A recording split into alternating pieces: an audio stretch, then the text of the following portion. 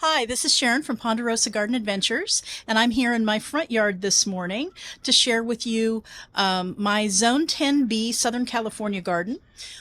We actually have a smaller front yard, and then we have a very large backyard garden that we also garden in. I thought I'd start here and talk a little bit about Zone 10B and microclimates.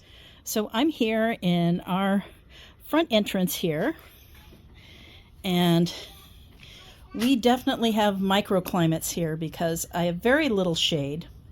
And this is an east-facing garden and gets hot, direct sun all day long. So I planted this peach tree a few years ago. I wanted to keep the sun off our front window.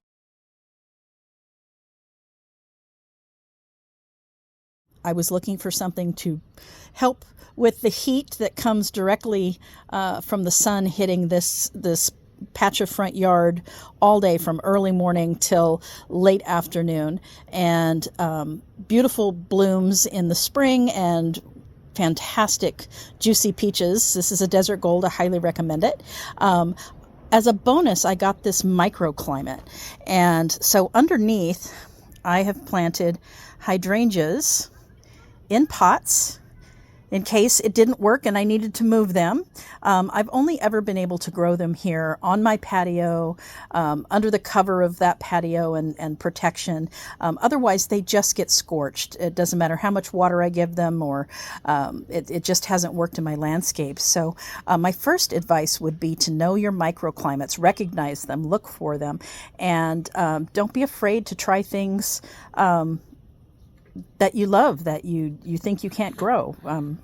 Give it a try. Put it in a pot and move it around if you need to until you find that perfect spot for it.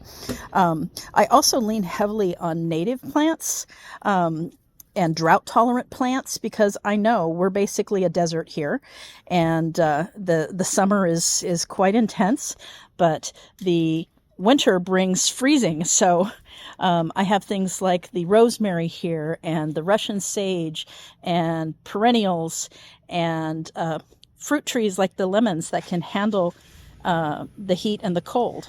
I try to mulch, which we are in the midst of cleanup and mulching here for the season, and using native plants. I've created this potager, and so I put my heat-loving veggies on the far side there, and I can have things like thyme in the shade here. And I think knowing your microclimates and where those are, whether those are in place currently or you plan for those, is key. We also get lots of wildlife here. You can see, as I'm talking, maybe we can see him in here. We get lots of birds. There you are. We get lots of wildlife in our garden. So I know that I'm successful in my garden design if we are getting the birds and the pollinators and the worms.